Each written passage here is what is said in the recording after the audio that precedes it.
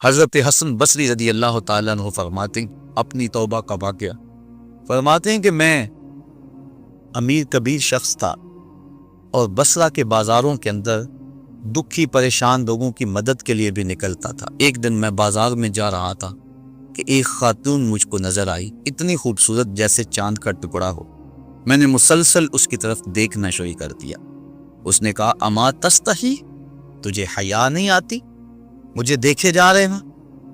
کہتے ہیں میں نے کہا من کس سے حیا کر؟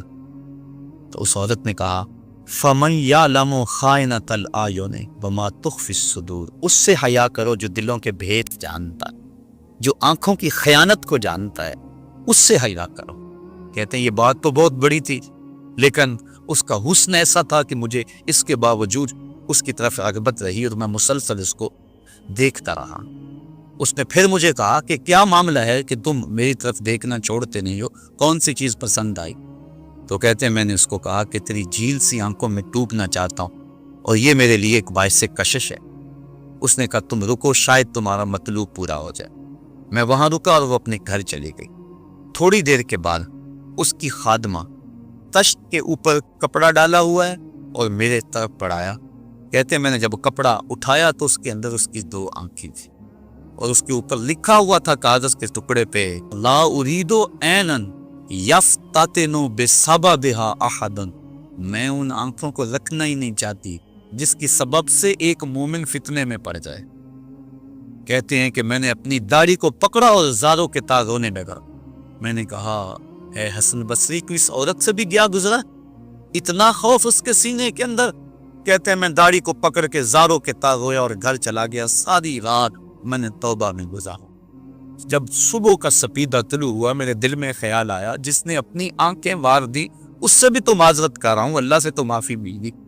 کہتے ہیں کہ میں صبح اٹھا اور جب اس عورت کے گھر کے دروازے کے قریب پہنچا تو اس کا جنازہ نکل رہا۔ میں پھر بڑا پریشان ہوا، واپس آیا، سارا دن مشکل میں گزارا۔ رات جب میں سویا تو وہ عورت مجھے خواب میں ملی۔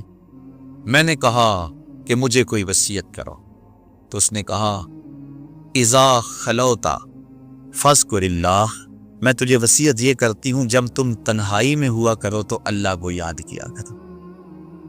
وَإِذَا أَصْبَحْتَ وَأَمْسَيْتَ فَاسْتَغْفِرِ اللَّهَ وَتُبْ إِلَيْهِ، اور جب تم صبح کرو یا شام کرو تم استغفار پڑھا کرو اور اللہ سے توبہ کیا کرو۔ حضرت حسن بصری فرماتے ہیں کہ اس عورت کا یہ عمل مجھے توبہ کے راستے پہ ڈال لیا، پھر وہ حسن بصری زمانے کے امام اور مقتدا بنے۔ تو انسان جب عبرت حاصل کرنے پہ آتا ہے تو ایسے اسباب اس کے لیے مہیا ہو جاتے ہیں، توبہ کرنے میں دیر نہیں کرنی چاہیے۔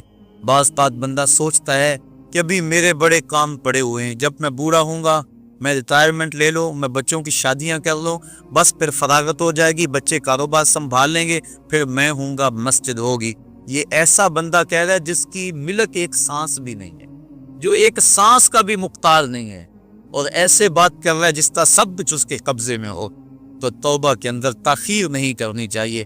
بنی اسرائیل کے اس شخص کا واقعہ آپ کو پہلے بھی شاید میں نے کسی مجلس کے اندر عرض کیا تھا کہ جس کو طول عمل نے برباد کر دیا، اس کی نیکیوں کی وجہ سے اس کو خبر پہنچی کہ اس کی عمر 1000 سال ہے، تو اس نے کہا جب میری عمر اتنی لمبی ہے تو پھر میں عبادت کی بھٹی کے اندر کیوں جلتا رہوں؟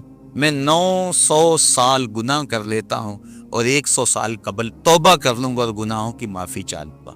900 سال گناہ کرتا رہا، 100 سال جب باقی رہا، خیال آیا، پھر سوچا ابھی بڑا وقت پڑا ہوا ہے، میں 90 سال مزید گناہ کر لیتا ہوں، 10 سال قبل میں جو ہے وہ توبہ کر لوں گا۔ 10 سال رہ گئے، پھر خیال آیا 9 سال گناہ کر لیتا ہوں، 1 سال قبل توبہ کر لوں۔ جب 1 سال رہ گیا پھر توبہ کی سوچ آئی تو کہنے لگا 12 ماہ ہوتے ہیں سال کے، میں 11 ماہ تک گناہ کر لیتا ہوں، 1 ماہ کا بچنا ہے، توبہ کر لوں گا۔ پھر 1 ماہ بھی گزرا، ہفتے تک بات پہنچی، حتیٰ کہ 1 دن رہ گیا، اور پھر وہ کہتا تھا بھی فلاں فلاں گناہ میرا رہتا ہے وہ میں کروں۔ ایسی لت پڑ گئی تھی گناہ کہ بنی اسرائیل کا وہ شخص کہ جو اس انتظار میں تھا کہ بس یہ گناہ کروں اور یہ گناہ کروں پھر توبہ کر لوں گا، اچانک موت آئی اور موت نے اس کو دبوچ لیا اور وہ توبہ کے بغیر مر گیا، تو طول عمل، لمبی امید کہ ابھی وقت میرا بڑا پڑا ہوا ہے، پہلے تو پتہ ہی نہیں ہے کہ وقت موجود بھی ہے یا کہ نہیں، اگلی سانس آئے گی یا کہ نہیں، دوسری بات جو کیفیت اب ہے پتہ نہیں آگے ہو یا نہ ہو۔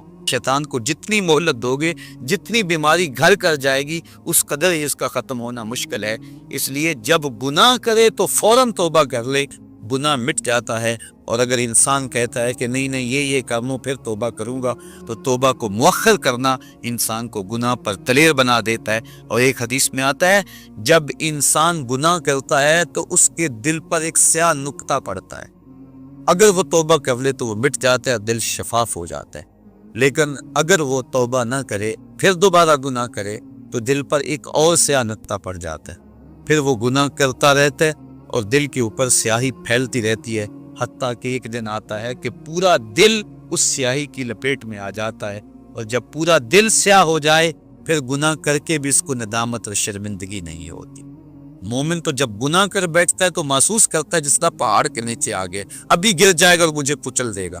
اور منافق یہ سمجھتا ہے گناہ کرنے کے بعد کہ بدن پہ مکھی بیٹھی تھی، ہلکے سے اشارے سے میں نے اس کو اڑا دیا، وہ مکھی کے بیٹھنے جیسی کیفیت کا احساس کرتا ہے منافق۔ تو جب دل سیاہ ہو جائے تو بندہ گناہ پہ گناہ کرتا ہے، زندگی گناہوں سے وچھڑی ہوئی گزرتی ہے، لیکن توفیق توبہ نہیں ملتی۔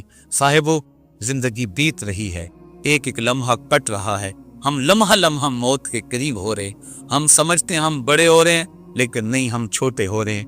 جب گنتی الٹی شروع ہو جائے، کام جلدی زیرو تک پہنچ جاتا ہے، سانسوں کی الٹی گنتی شروع ہے اور ہم لمحہ لمحہ قریب ہو رہے ہیں۔ رمضان کا موسم ہے، جمعۃ المبارک کا یوم سعید ہے، سہانی گھڑیاں ہیں، امٹتی ہوئی رحمتوں کی برسات ہے۔ فرمایا حدیث میں کہ ایک ساتھ جمعۃ المبارک میں ایسی ہوتی ہے جس میں جو دعا مانگو اللہ اسے قبول فرما لیتا ہے۔ اور حضرت عبداللہ ابن مسعود رضی اللہ تعالی عنہ فرماتے ہیں کہ جس نے وضو کیا اور اچھا وضو کیا اور اس کے بعد 2 رکعت نوافل ادا کیے اور اس کے بعد دعا استغفر اللہ العظیم الذی لا الہ الا هو الحی القیوم واتوب الیہ، کہتے جس نے اس دعا کو پھر پڑھ لیا، اگر اس کے گناہ ہیں وہ سمندر کی جھاگ کے برابر بھی ہو، اللہ سارے معاف کا مالک تو گناہوں کو معاف کرنے والا ہے۔ ہم ہی جہنم میں چھلانگے لگا رہے ہیں، لیکن وہ تو کہتا ہے آج میری رحمت کے دروازے کھلے ہوئے ہیں، اسیاں سے کبھی ہم نے کنارہ نہ کیا، تو نے بھی مگر دل آزردہ ہمارا نہ کیا، ہم نے تو جہنم کی بہت تدبیر کی، تیری رحمت نے بے قد گوارا نہ کیا۔ اس کی رحمتیں بندے کو آوازیں دے رہی ہے، یا ایھا الانسان ما غرک بربک الکریم، اے انسان تجھے کریم رب کے دروازے سے کس نے ہٹا لیا؟ الذی خلقک فسواک فعدلک فی ای صورت ما شاء رکبک، جس نے تجھے پیدا کیا، جس نے تجھے تخلیق کیا، تجھے حسن اور جوانی دی، تیرے اعضاء کو توازن اور اعتدال دیا۔ ذرا دیکھ تو صحیح، ماضی کو جھانک کر کے تو دیکھ، تیرے ہاتھ تھے پکڑنے کا سلیقہ نہیں تھا، تیری ٹانگیں تھی چلنے کا طریقہ نہیں تھا، تیری زبان تھی بولنے کا اسلوب تجھے نہیں آتا تھا، تو دودھ بھی مانگنا ہوتا تو روتا تھا۔ ہم نے تیری ماں کے سینے میں تیرے لیے پیار ڈال دیا، اگر ماں کے سینے میں پیار نہ ڈالتے بتا تو بچ جا، تیری گندگی سے ٹھڑ جاتا تھا، ماں صاف کرتی تھی، اگر ماں کے سینے میں یہ پیار نہ ہوتا تجھے کیڑے پڑ جاتے۔ آج تیری چھاتی میں زور ہے، آج ہاتھیوں کو تو بٹھا لیتا ہے، آج شیروں کو تو نچا لیتا ہے، زمانہ تیرا باج گزار ہے، آج تو منسٹر ہے، آج تو مولوی ہے، آج تو مفتی ہے، آج تیرے نام کی دہائی ہے، آج تو عہدہ قضا پہ فائز المرام ہے، آج تو عہدہ صدارت پہ فائز المرام ہے، آج تو ناظم ہے، آج دولت کی ریل پیل تیرے گھر میں ہے، آج تیری فوجیں تیرے پشت پہ ہیں، آج کوئی تجھے پوچھنے والا نہیں، لیکن ذرا پلٹ کے دیکھ کہ ماضی میں تو تھا کیا۔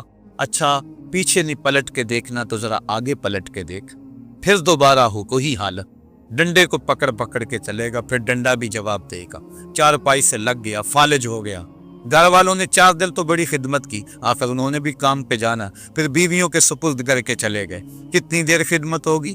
اب سارے تنگ آ گئے، آہستہ آہستہ منہ سے یہ دعائیں نکلنے لگی، اللہ بابے کو پردہ دے دے تو ٹھیک ہے، بتا ہم تجھے پردہ نہ دیتے تو کیا کرتا؟ ہم نے زندگی دی یہ بھی ہمارا احسان.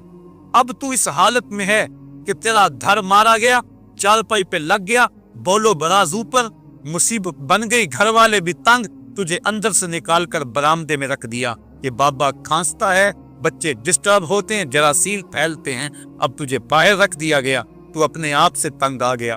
ڈاکٹر کو کہتا ہے لگا زہر کا ٹیکا. ڈاکٹر زہر کا ٹیکا بھی لگائے, بتا تجھے موت نہ آئے تو کیا کرے. ہم نے تجھے زندگی دی, یہ بھی ہمارا احسان. فَأَمَاتَهُ, ہم نے تجھے موت عطا کی, یہ بھی ہمارا احسان. فَأَقْبَرَهُ, اور اگلی کہانی بھی سن. کتا بھی تو مرا تھا, گھسیٹ کے روڑی پہ نہیں ڈال دیے. بکری بھی تو مری تھی, گھسیٹ کے روڑی پہ نہیں ڈال دیا. اگر تجھے بھی پکڑ کے روڑی پہ ڈال دیا جاتا تو کیا کر سکتا تھا. لیکن ہم نے کہا نہیں نہیں, یہ میرا شاہکار ہے, اس کو غسل دو, بیری کے پتے بھی ڈال لو, صفائی ستھرائی خوب ہو جائے, چٹے لباس کا کفن دو, سند سند پہ خوشبو ملو. اب سارے تجھے دیکھنے آ رہے ہیں تو دولہا بنا, تیرا منہ دیکھنے سارے آ رہا, ساری بستی امڈی آ رہی ہے تجھے دیکھنے. پھر تیری چارپائی اٹھی, 4 بندوں نے اٹھایا, کندھا بدل بدل کے چلتے, ہر ایک کی خواہش ہے کہ میں کندھا دے لو. پھر میں نے کہا تیز نہ چلنا, میرے شاہکار کو کہیں چٹکا نہ رہا. پھر تیرا اعزاز اور تیرا پروٹوکول کہ امام کعبہ بھی ہو تو وہ پیچھے اور تجھے آگے رکھا. انسان ذرا غور تو کر, تو کس چیز پہ نازا ہے اور بھول گیا اس رب کو. آجا, اس کی رحمت کی باہیں کھلی, وہ بلا رہا ہے تجھ کو, آجا پلٹ کے آجا. آنا تو تو نے ہے ہی, کل جو کفن میں منہ چھپا چھپا کے آتا پھرے گا, آج کھلے منہ آجا. اس کی رحمتیں آواز دے رہی ہیں, یا ایھا الانسان ما غرک بربک الکریم. صاحبو, جوانی کی توبہ بہت بڑی دولت ہے. جو جوان ہیں وہ جوانی کے ایک ایک لمحے وہ غنیمت سمجھیں. وہ جوان جس کی جوانی اللہ کی عبادت میں گزری, حضور فرماتے ہیں کل قیامت میں جب کوئی سایہ نہیں ہوگا, اللہ اسے اپنے عرش کا ٹھنڈا سایہ نصیب فرمائے. اور بڑھاپے کے اندر بھی توبہ بڑی دولت ہے. وہ جوانی کی فضیلت زیادہ ہے, لیکن بڑھاپے کے اندر بھی توبہ نصیب ہو جائے تو یہ بھی بہت بڑا اعزاز ہے. ورنہ ہوتا یہ ہے کہ قبر میں ٹانگیں ہوتی ہیں اور گناہ پہ گناہ کیا جا رہا ہے. وہ کیا کہا تھا میاں محمد بخش عارف کھڑی رومی کشمیر نے کہ ہڈیاں کمبن گوڈے کھڑکن تے اڑ گیا لک تیرا, اجے بھی بدیوں باس نہ آئیں, جیو مرد دلیرا. ہے انسان کدھر بھٹک رہا ہے, مالک تجھے آوازیں دے رہا ہے. کبھی بھاگے ہوئے کو بھی یوں آوازیں دی جاتی, کبھی در چھوڑ کے بھاگنے والوں کو بھی یوں بلایا جاتا ہے, لیکن کہتا ہے توبو اللہ, آ جاؤ, میری رحمت کے دروازے کھلے ہوئے ہیں, ابھی مغرب سے سورج طلوع نہیں ہوا. میرے بندے, جب تو توبہ کا ہاتھ پھیلائے گا, میں تیرے گناہ جو ہیں وہ فرشتوں کے خیالوں سے بھی مٹا دوں گا, نامہ اعمال سے بھی مٹا دوں گا. جو زمین گواہ بنی ہے وہ بھی گواہی دینا بھول جائے گی, تیرے اعضاء بھی بھول جائیں گے, گناہ تجھے بھی یاد نہیں رہیں گے, اور ان 4 گواہوں کو یاد نہیں رہیں گے. کل قیامت کے دن جب رب کے حضور ملے گا تو کوئی گواہ تیرے گناہوں کا موجود نہیں ہوگا. آ تو صحیح, جھولی پھیلا تو صحیح, ہم تو مائل بکرم ہیں, کوئی سائل ہی نہیں. ہم تو مائل بکرم ہیں, کوئی سائل ہی نہیں. راہ دکھلائیں کسے, کوئی رہرے منزل ہی نہیں. آؤ, توبہ کا دروازہ کھلا ہے, اس کی رحمتوں کا دروازہ واہ ہے, اس کی کرم نوازیاں تمہیں آواز دے رہی ہیں. جھجک آتی ہے اس کے در پہ آتے ہوئے, چلو میرے نبی کا وسیلہ لے کر آ جا. وَلَوْ أَنَّهُمْ إِذْ ظَلَمُوا أَنفُسَهُمْ جَاءُوكَ, اگر تم گناہ کر بیٹھے ہو, اپنی جانوں پہ ظلم کر بیٹھے ہو, آؤ تمہیں توبہ کا ایک اور راستہ دکھاؤں, آسان راستہ, کہ تم میرے نبی کی چوکھٹ پہ آؤ اور یہاں آ کے معافی مانگو. پھر میرا نبی تمہارے لیے ہاتھ اٹھا دے. تم تو معافی مانگنے آئے تھے, لَوَجَدُ اللَّهَ تَوَّابًا رَحِيمًا, توبہ تو ملنی ہی ملنی ہے. نبی کو ساتھ لے آئے ہو, میں رحمت بھی فرما دوں گا, اضافی رحمت اپنی جانب سے فرماؤں گا. آؤ تو صحیح میری چوکھٹ پہ. اللہ کے محبوب کی چوکھٹ پہ صحابہ آیا کرتے تھے, اور محبوب کے جب ہاتھ اٹھتے تو پھر دعائیں قبول ہوتی, توبہ کے دروازے کھل جاتے اور اللہ کی رحمتیں برستی. ابو لبابہ کی توبہ کا واقعہ کتب حدیث کے اندر موجود ہے, اور دیگر صحابہ کی توبہ کے واقعات موجود ہیں. حضور کے انتقال کے بعد حضور کی قبر پہ چلے جاؤ. امام عطا بھی کہتے ہیں کہ میں حضور کے روضے پہ بیٹھا تھا, ایک دیہاتی آیا اور حضور کے روضے پہ کھڑا ہو کے کہنے لگا, حضور میں گناہوں کی بخشش کے لیے آیا ہوں اور بغیر مغفرت کے تو نہیں جاؤں گا. کہتے ہیں وہ اس قدر فریاد کرتا رہا, روتا رہا کہ مجھے اس کی حالت پہ ترس آ رہا تھا. جب وہ چلا گیا میری آنکھ لگ گئی، آنکھ لگی تو خواب میں حضور کی زیارت نصیب تھی، اور آقا کریم نے فرمایا قم یا آتابی اٹھو اور اس عرابی کو تلاش کرو، اور جب مل جائے تو میری طرف سے جنت کی بشارت ہے۔ اور صاحب مدارک نے ایک روایت لکھی ہے کہ ایک شخص حضور کے روضے پہ آیا اور حضور کے مبارک روضہ کی مٹی کو، تربت نور کو اپنے سر میں ڈال رہا ہے اور کہتا ہے میں تو گناہوں کی بخشش کے لیے آیا ہوں۔ یہ حضور کے انتقال سے 3 دن کے بعد کا واقعہ ہے۔ وہ کہتا ہے میں تو مغفرت کے بغیر جانا ہی نہیں۔ وہ تو چلا گیا لیکن یہ جم کے بیٹھ گیا، غنی کے در پہ ڈیرے جما دیے، کہا میں تو نہیں جاؤں گا جب تک میری مغفرت نہ ہو۔ فنودی من القبر انہ قد غفر لک، صاحب مدارک لکھتے ہیں گنبد خضرا سے آواز آئی جا تیرے گناہوں کو معاف کر دیا۔ مجرم ہو تو منہ اشکوں سے دھوتے چلے آؤ، آؤ در طباب پہ روتے چلے آؤ۔ قرآن میں مذکور ہے بخشش کا طریقہ، سرکار کی دہلیز سے